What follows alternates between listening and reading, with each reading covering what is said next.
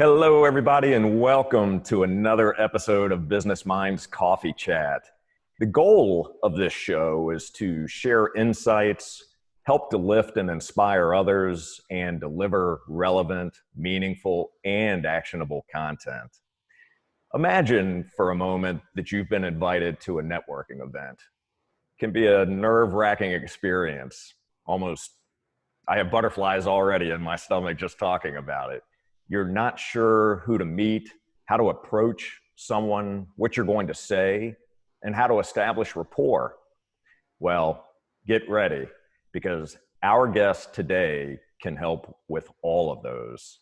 He's a husband, a father of two sons, a cigar aficionado, a Rush fan, an entrepreneur, an author, a leading authority on relationship building and networking, and the founder and president of Rob Thomas USA. And if that's not impressive enough, he's also the creator of Networking and Diners. I am honored today to welcome Rob Thomas. Rob, welcome, and thank you for joining us today.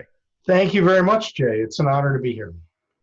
Fantastic. So why don't we start with going backwards a bit? I'd love to hear your origin story, where you grew up. Tell us a little bit about your background, and let's build to where you are today and how you got into the field of networking and where Networking and Diners came from.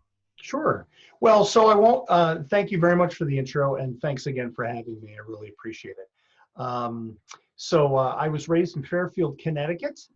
So the son of a GE executive, ended up going to Ithaca College for a communications degree. From that, then I had various different jobs back in Connecticut, but really started on my sales type of career with Bell Atlantic Mobile way time ago.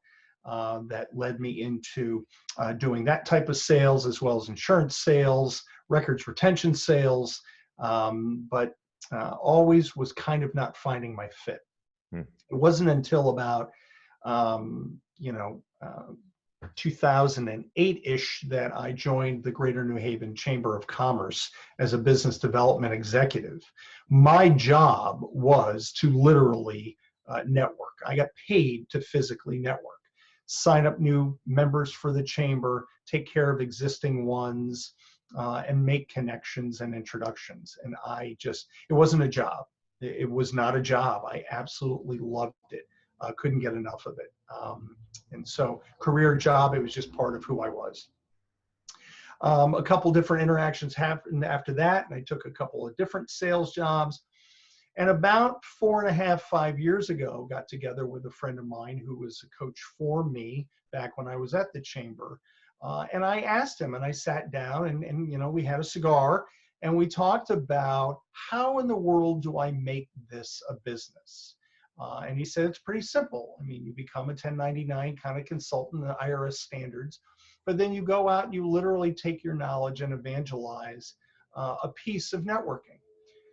My goal and my structure of my business is to really get very niched and very specific. Business networking is a very big and vast topic, and I don't claim to be completely the expert on all of it. But however, I do claim to be very knowledgeable and an expert about the how, the actual how to network. What do we physically have to do when we go to that event? I was smiling while you were teeing that up because I teach people how to do that. A business after hours, a major event, a trade show. What if they are exhibiting at a trade show or they're just attending a trade show? What are those different kinds of things that they can remember to do physically so that they can take a hold and have responsibility for doing their business networking? So go ahead. Yep. Well, I was just going to ask you, so you had a lengthy sales career prior to going to work with the chamber and being charged with networking, going to networking events and soliciting new members for the chamber, that sort of thing. Did you find that there is a difference in selling and networking? Absolutely. So I was always that guy. It's in my book, and I talk about it when I do my presentations and my talks. I was that guy that you saw come in the door and you'd run out the other door. Because my problem, and I believe most salespeople have this problem. That's why you get into the relationship building aspect and not sales, right? Because making introductions is not selling. We want to try to concentrate on doing that versus selling. But I was that guy who would always show up and always try to sell you. I would always try to just show up and throw up all over you about all the things that I was pitching and selling and that you needed to buy from me. Hmm. So people kept running out the door. They'd beeline out, and I couldn't understand, like, what? It's because I'm bald or what? I'm fat? I don't understand. I couldn't figure it out. Till finally, a dear friend of mine sat down with me at a diner, and he said to me, he said, okay, Rob, so, it's great to get together with you today, but what are you selling me today? How do you get out of that? What do you reply to that? What do you even say to that? What did you say? I don't even remember. I was like, oh, ha, ha, ha. But I felt so smacked in the face by him because I had no reply. And I thought about that and I kept thinking about it. And I'm like, I'm that guy. I'm the guy that would just kind of show up and sell you all the time. And so how do I change that? So I developed my method, which really helps people to learn simply about how to reverse that. Ask good questions, but ask them in an effective kind of manner, efficient manner as well, but pertinent ones, not all over the place. Like, you go to a diner, how are the eggs? I mean, we've got coffee, it's a bright sunny. No, we're not going to do those things. We're going to talk about and ask really pertinent types of questions. And we're going to take notes as an example as well. So I get asked that all the time, and I needed to make that transition. I needed to make that type of switch between the guy who would always try to sell you versus let's ask questions first, because you know what? Maybe they really just don't need either what I have at all. So we need to find that out first. And so that's how it began. So Rob, are you selling your own brand? So when we go to networking events or we're at a trade show and we're trying to engage someone in conversation, try to build some rapport, is that about selling ourselves, selling our own personal brand? It's about, so we're either on the personal brand or with the company that we keep. But the challenge is that we always figure that every other person wants what we have. And that's just not the case. It's just not the case. We have to kiss a lot of frogs to figure out exactly what it is that they really have. And you know what? Maybe they don't need our stuff. But we got to ask first before we just, hi, how are you? Here's my card. And oh, by the way, I sell widgets. And everybody's got to have one. That's your chairman club people approach. And yes, they can go to Aruba and have all these great big fancy things, and they make President's Club, and oh wow, I'm fantastic. But they're a mile wide and an inch deep. Those people don't have any kind of relationship that they can now fall back on to just go have a cup of coffee and learn from a little bit. So in the instance of going to a trade show and doing these things, hi, how are you, Jay? My name is Rob Thomas. I teach people how to network. Tell me a little bit more about J. Scott Consulting. What is it that you really do? And we go through that kind of method a little bit in terms of asking questions. And then something really important will happen, but I don't know if you have that on your question list. I don't want to just throw up all over the place about my method. That's okay. Actually, I'd love for you to share that. We're having coffee, so we are having coffee. Just want to chat. So we're just chatting. It's all about sharing some insights. See, there you go. Yeah, I would love to hear that tidbit. Please do share. So the challenge is that we don't know what to ask. We just met this person. We're not going to throw them our card. We know it's always better to ask for a person's card than to just give one. But how do we know? We don't know whether we need to do that or want to do that yet. This person might be a drooler. And we're like, you know what? I don't think it's going to work. And that's what you're thinking. So I found an acronym I call FORM. And so what we do is we physically form the other person. And by that, we ask them pertinent questions. FORM stands for family, occupation, recreation, money or message, or what I've transferred it as is who do you need to meet? So who do you need to meet? Now, before this pandemic, who do you need to meet? You're going to go to the diner, you're going to meet with them, make an appointment. We can't do that. So I've kind of changed it a little to who do you need to connect with? Mm-hmm. Who do you need to Zoom with? Who do you need to, Teams with, or whatever? That acronym, not only in a one-to-one, but also when we're out in a public setting, we can use that acronym to ask good questions of the person. And it's not going to take that much time unless they go on and on and on. So F, family. Not going to say, tell me about your family. No, but so where's home? You may recall that yesterday I asked you, where's home for you? And you told me the different travels that you've been to. Obviously, it's where you are now, but where was home? I had a lady in one talk ask me, where did I grow up? So I'm from Milford, Connecticut right now, but I grew up in Fairfield, Connecticut. Those are entirely two different posts in the state of Connecticut. O stands for occupation. Well, we probably know what they do because they've got their name badge that says what they do, but I don't really know what J. Scott Consulting is. So I'm going to ask you, so tell me about that, or how long have you been doing what you're doing right now? Mm-hmm. R gets to recreation. I'm not going to say, what do you like to do for recreation? And most people, when I ask them, what do you like to do for fun, they'll always default to their family and their kids and their dogs and their plants, which is fine, but it's not really what I'm looking for. I'm looking for, what do you like to do recreationally or a hobby? So, for example, I like golf. I'm not very good at it, but I like it. So I like to play it. I don't play it a lot, but I like it when I play it. It's frustrating, but I like it. And then M stands for money, message, or meet. In the early days, it was about money or message. And the bottom line really came down to, what do you want to be when you grow up? I could be sitting with someone who's young and they've got to crush their quota by Friday or they're out of a job.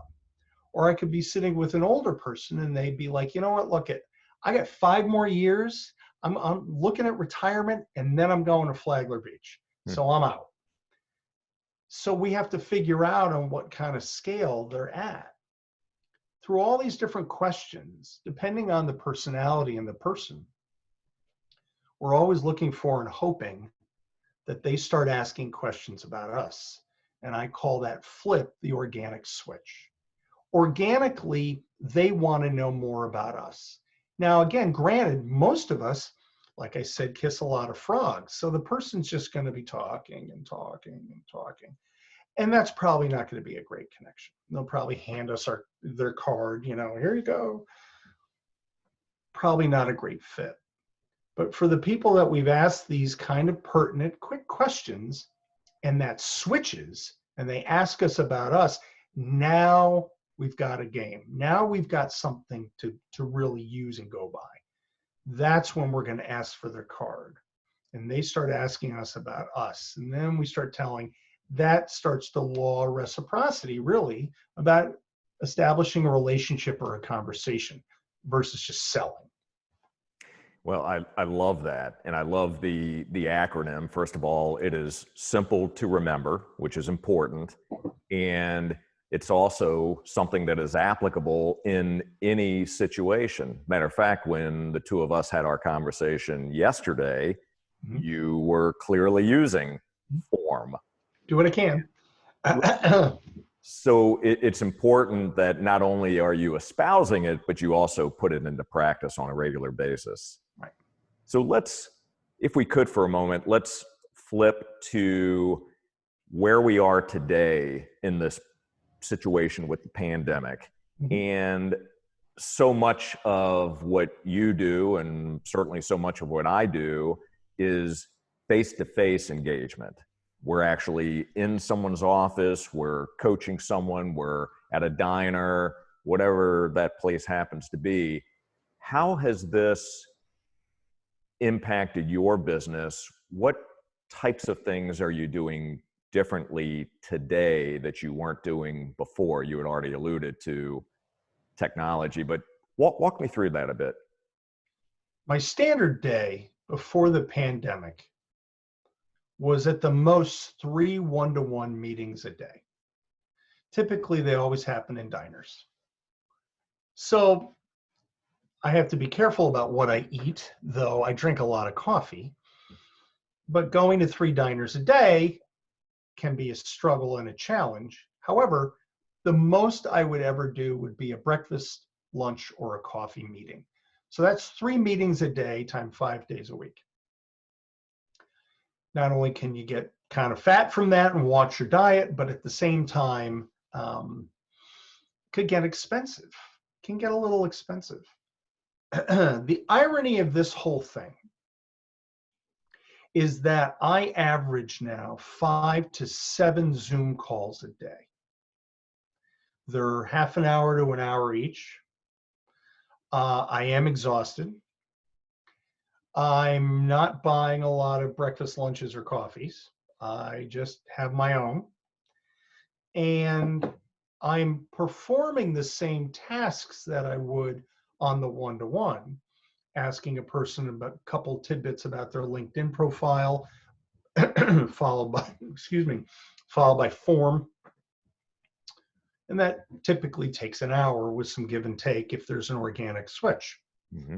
I'm doing that again on average 5 times a day now, 5 days a week. So I have got notepads and notepads of different notes of people. And that is not only keeping me active, it's keeping me out of my head, because this thing can really be very isolating. It is very isolating. But I had to, get some good background. I had to get a sexy camera for the desktop and the whole bit, all chump change kind of stuff to be able to be honored to be on something like this, right? I've given 2 different of my presentations via Zoom for 2 different chambers up here, and it's been fantastic. And we've recorded them, and I've done it just like this. This is my 2nd podcast that I've done like this. So it's the capability, it's right here. But there have been thousands of professionals that came way before both of us, especially me, that have been doing this already. So I just kind of got into it because of this ungodful, awful circumstance. But it has proved resourceful and useful. Now, if it's true that Zoom Pro account costs $160 with tax and tip included for a year, it's already paid for itself for me in 1 month. Actually, it paid for itself in the first week. That's fantastic. It's really exciting and encouraging to hear that your level of activity has actually gone up. Correct. As a result of this, which is an important point to make. And you also hit on another incredibly important and powerful point, and that is getting out of your head. Right. Situations like this can create a tremendous amount of fear, uncertainty, pain. But what's interesting is when you are able to look at this through different optics, and you're able to focus on what I can do, how can I serve, right, what sorts of things can I do to continue to bring value to others, it starts to open up a whole world of ideas, and then implementing and taking action on those things and not allowing that fear to affect your ability to execute. So I appreciate you sharing that. Are there other areas that you're seeing right now that are challenging your business and that are having an impact on your ability to do what it is you do? And I'd like you to allude for a moment to networking and diners also. And are you able to do networking and diners differently now? So I'll go backwards to maybe front or whatever. My attendance, either by current members or prospective members of my network. Because we have the stay-at-home order here in Connecticut anyway, and I think you have it in Florida, I can't remember. We do. People are, unless you're essential business, not going to work, so you're here. So my attendance has gone up in terms of my Networking and Diners membership subscription-based program. Because they can just come here, they set up their office, or Zoom studio, like I call this, and they get on and they can do this business over a cup of coffee. They don't have to physically drive to the diner where I hold my meetings. They don't have to worry about, kind of necessarily getting all super dressed up, and they don't have to worry about that logistics of it. So my attendance has gone up. I'm fleshing out now the thought process of having just a single virtual Networking and Diners chapter group meeting, whereby you can attend the live one in person, but you're going to jump on the virtual one. My sense is that it's going to grow and it's going to now expand out of state, because I've done so many of these different calls with you in Florida. I've got a colleague in Colorado, more in other different aspects of the country, that I could establish a Networking and Diners and have the green screen with the diner behind me, and really have that kind of virtual networking group. There are others that have been forced to be able to do that as well. The kicker of mine is that it's business to business and it's a smaller audience. So other networking groups out there are much larger and unwieldy, in my opinion, on the tune of 40 to 50 individuals that participate in a chapter setting, right? You're allowed 5 by 5 on any one screen to see the humans on at least Zoom anyway. So once you blow past 25, you've got to click on the arrow to the right to go then see the other participants. Well, this isn't about not seeing people. This is about being able to physically see you and see my kind of motion and animation and everything, because we wear our emotions on our sleeve and our face. So I keep the group small regardless, because I'm quality over quantity anyway. I don't know if that helps answer your question. It does, and I appreciate that. So the graphic next to you, your book, Who Do You Need to Meet? Right. Yes. Where did the title come from? Mm-hmm. When did you publish the book? Mm-hmm. Where is the book available today? When I worked at the New Haven Chamber of Commerce, I developed this all on my own. I had 2 other colleagues that were selling against me, fine individuals, but they had their niche, I had mine. With my friend Paul as my coach at that time, we had to remember to keep Rob Thomas separate but equal, but also just a little more memorable and different. If you signed up with me, I made the promise that I'm going to give you introductions. But I had a caveat before I would give you or make those introductions for you. Now, introductions are not referrals. So I'm not guaranteeing you business just because you're signing up. Let's get that clear. You can hold your membership fee. I won't sign you. And I turned away a couple of people for that, because they figured out instantaneously, I'm going to give them business. Here's my check and my application. Now provide me business. It doesn't work that way. It's a 60, if not 70, 40 split when I used to work there. I know more people of the 2,000 membership than you do. You just joined. You don't know any of these people standing behind me. So when we get done with the procedure of signing up, I would ask them who they needed to meet. So I had forgotten that since I had worked there. I came out with, so I was asked to, I was told anyway by one of my advisors to write a book. If you want to be credible, you got to write a book. And I thought it was complete BS, but I went through it anyway. The whole process took about 18 months. I did have a ghostwriter help me because I've got too much ADD to sit down and write the thing myself. And she was fantastic. So the whole start to finish was 18 months. and it came out at the end of April last year. So it's just about coming up on a year anniversary. It's available on Amazon.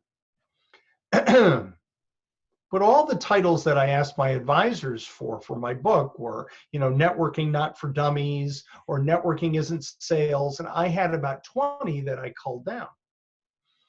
And it was at the last minute that I said, I don't want any of those. I'm going to go, who do you need to meet? And everybody was like puzzled, like, why? I said, because that's the question that I ask people. Most people will say, well, who do I want to meet? Or how can I help you? Or something very generic. And they'll always reply with the three people we don't know, who are anyone, everyone, and someone. And I don't know those people. So if I say, who do I want to meet? Well, wanna is like Christmas. It's like, I want a Ferrari. If I say, who do you need to meet? I need to meet the president of AT&T Connecticut, because I've had success with other telecommunications firms within Connecticut in what I do in any product. So I'm more specific, be it either title and company or actual name of person who I have, title and company. Because that's going to give you, or all of us, much more of a specific niche about, oh, that's who you need to meet. Oh, well, so wait a minute. And it's going to jar our memory about another individual we know. It's obviously not going to be the same person, but it's going to jar our memory. When we go too generic, we don't know how to think. Like, oh, I know a lot of attorneys and accountants and CPAs and real estate. It's too much. But if you tell me that you want to meet Bruce from a realty company in Palm Coast, well, wait a minute. Now that narrows it down. I don't know him, but I happen to know another one that's over in Flagler. Well, what about them? Oh, that'd be a good one too.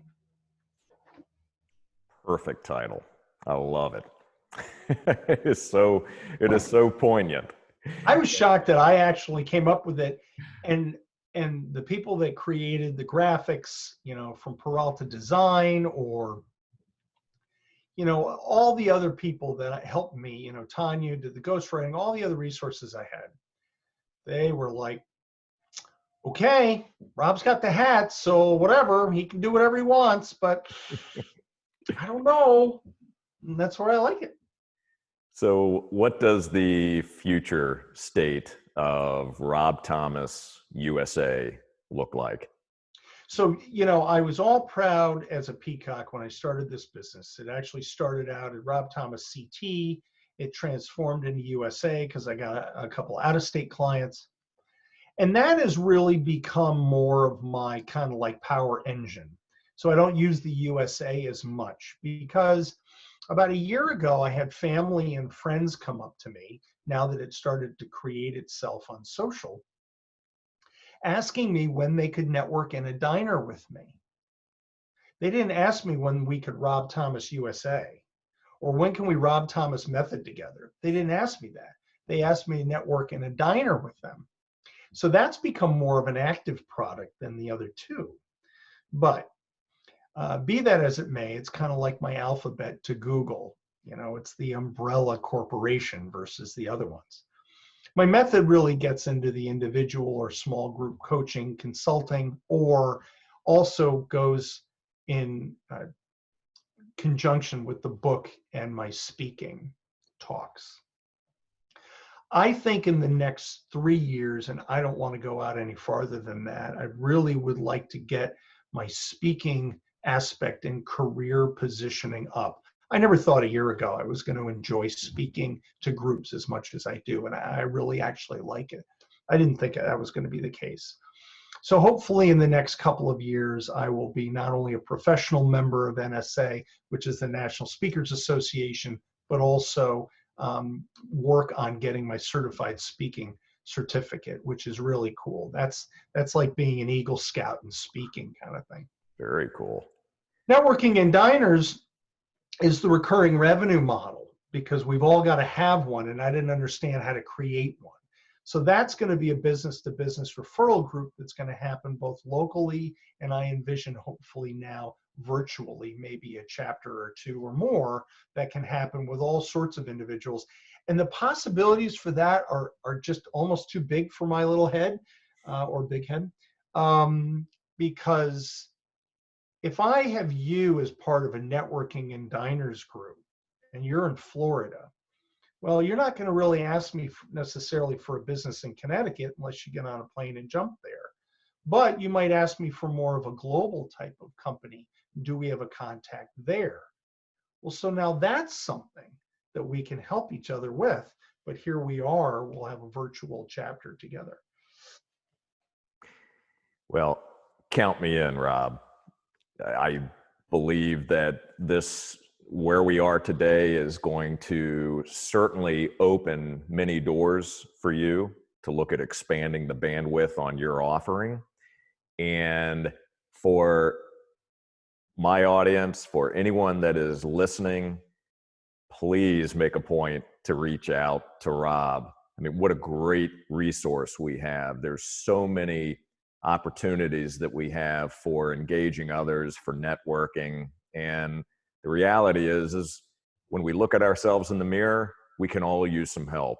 I know I can, and I work on it daily. But just listening to you, I attended one of your recent events online, and you don't know what you don't know. So always be open to learning more. Let us know where we can connect with you. You already mentioned where we can purchase the book. If anyone is interested in some coaching, to attend a webinar, to learn more about you, what's the best place for them to go? It's always going to be the single source, which is my website, and that is robthomasusa.com. At the bottom of the main page should be a couple of buttons for social. So feel free to connect or follow me on all different pieces of social. The requirement I do make on the LinkedIn aspect, though, is please make sure to send me a personal invite or add a note to any kind of invitation if you want to do that, because I may really not know you. And so there's kind of a little qualifying I do there in terms of keeping my network effective. But other than that, it's always robthomasusa.com. And that's a great starting point always. And people can find me or contact me there. Get the book there too as well. It basically directs you to Amazon, but regardless, people can do it from there too. Fantastic. And I appreciate it. Yeah. So really appreciate it. Yeah, I would encourage anyone and everyone to connect with this gentleman, learn more about him, and take advantage of his expertise and his knowledge. Rob, one final question for you. What are you grateful for? I am grateful for my health and happiness, both myself and my family. And I'm grateful for obvious reasons for you and good professionals out there that are not bound by state lines or even country lines. You're not bound at all. You find it effective as well as productive to reach out to those different entrepreneurs and business people that are just trying to make their way. It's just that simple. So I am really grateful for you, as well as your staff, to reaching out to me and giving me this opportunity to be able to say, how am I finding my way right now during these turbulent times? This is something. This is literally a something. And I think we all are going to change for the good and for the bad, but mostly for the good after all this is kind of through us. And we will get through it. Couldn't agree more. Beautiful response. And thank you so much. And again, so much gratitude coming your way for appearing on this particular episode of Business Minds Coffee Chat. I look forward to our future conversations. I look forward to seeing where your business continues to grow. I have no doubt that it is going to continue to grow exponentially. And I look forward to helping you in any way that I can. So thank you again for joining me. Thank you, my friend. I appreciate the opportunity. Absolutely. And for the rest of you, if you found value in this episode, If you would please like and share with your friends in your network, that would be greatly appreciated. Please stay safe, stay healthy, and remain optimistic. And remember to take action. You can do so much more than you give yourself credit for. Have an amazing day, and I look forward to seeing you on the next episode of Business Minds Coffee Chat. Bye-bye.